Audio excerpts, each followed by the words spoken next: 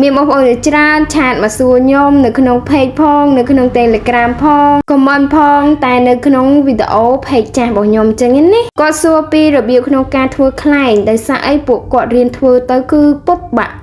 ចឹងហើយគាត់ឆ្ងល់ពីរបៀបក្នុងការពុតខ្លែងកុំឲ្យបាក់ហើយពុតទៅឲ្យបានស្អាតចឹងណាបងប្អូននិយាយរួមទៅខ្លែងឯកនេះមួយតួតែមានការអត់ធ្មត់ខ្លាំងមែនតែម្ដងណាទើបធ្វើបានចេញជារូបរាងហើយថែមទាំងស្អាតទៀតផងទី1បងប្អូនជ្រើសរើសឫស្សីដែលបងប្អូនជ្រើសរើសហ្នឹងគឺឫស្សីដែលមានសាច់ក្រហមមិនខ្ចីពេកហើយក៏មិនចាស់ពេកនិយាយទៅគឺធន់កដាបងប្អូនអរគ្នាហើយសាច់របស់វាហ្នឹងគឺណែនអញ្ចឹងយើងយកមកកាច់ហ្នឹងគឺអត់បាក់ទេបងប្អូនប៉ុន្តែបើសិនបងប្អូនជ្រើសរើសឫស្សីខ្ចីហ្នឹងឯងគឺកាច់បាក់ហ្នឹងឯងកុំថាតែបងប្អូនធ្វើសំបីតែប្តីរបស់ខ្ញុំធ្វើហ្នឹងក៏ពេលខ្លះកាច់បាក់ផងដែរដោយសារតែឫស្សីហ្នឹងវាខ្ចីបងប្អូនថាឫស្សីដែលចាស់ធន់កដាហ្នឹងពេលខ្លះក៏កាច់បាក់ដែរបើសិនជាយើងអត់ថ្នមដៃអីចឹងទៅហើយទម្រាំតែបានខ្លែងមួយហ្នឹងរៀងយូរអីចឹងណាបងប្អូនអរគ្នាហើយសម្រាប់ខ្លែងនេះដែរទម្រាំតែយកមកធ្វើគ្រោងឆ្អឹងខ្លែងហ្នឹងគឺយើងថ្លឹងឲ្យស្មើគ្នាបងប្អូនបើសិនជាថ្លឹងឆ្អឹងខ្លែងហ្នឹងអត់ស្មើគ្នាទេពេលដែលហោះទៅគឺវេ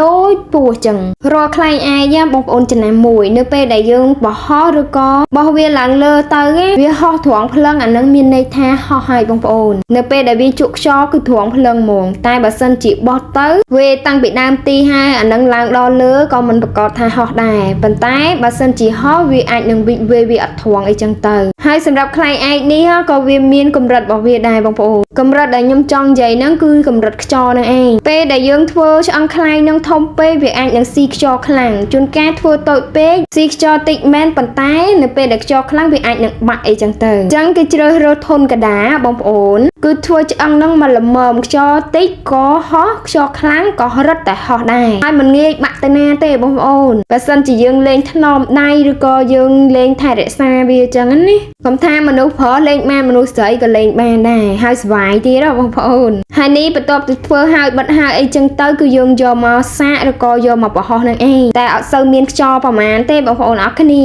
និយាយទៅគឺស្ងាត់ខ្យល់ឆឹងតែហ្មងប៉ុន្តែចង់ដឹងថាខ្លែងនឹងហោះ